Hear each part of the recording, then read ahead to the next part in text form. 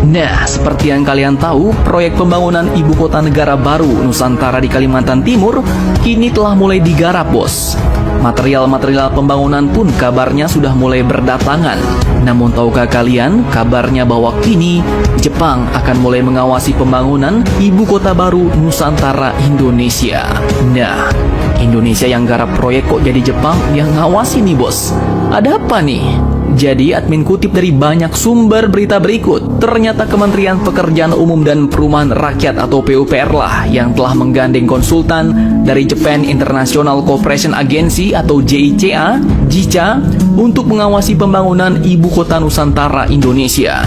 Direktur Jenderal Cipta Karya Kementerian PUPR yaitu Ibu Diana Kusumastuti pun mengatakan bahwa alasan mereka meminta Jepang mengawasi kualitas pembangunan IKN Nusantara adalah karena pihaknya belum berpengalaman dalam membangun sebuah kota, apalagi untuk sekelas ibu kota negara. Dan beliau pun berharap dengan kerjasama itu JICA Jepang bisa memberikan pandangan dan bantuan sebagai quality assurance atau penjamin mutu dalam pembangunan ibu kota negara baru Indonesia. Nah, sebagai pengawas kualitas atau pengawas mutu, artinya nanti bangunan-bangunan yang ada di ibu kota baru Nusantara Indonesia akan berstandar Jepang nih, bos, bukan kaleng-kaleng.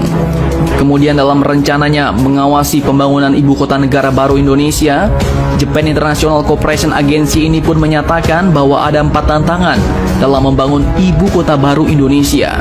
Pertama, yaitu integrasi berdasarkan kondisi dasar, di mana semua desain dan pembangunan harus berdasarkan kondisi topografi dan geologi saat ini.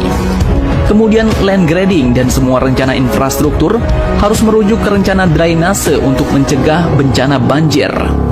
Kemudian kedua, koordinasi infrastruktur bawah tanah, salah satunya adalah pengamanan untuk luas ruang bebas atau right of way, terutama untuk lubang got dan struktur yang lebih besar seperti pompa pengangkat saluran pembuangan.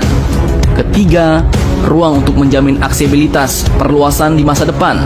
Salah satunya adalah kebutuhan lahan untuk layanan transportasi umum seperti halte dan utilitas jalan seperti lampu dan CCTV.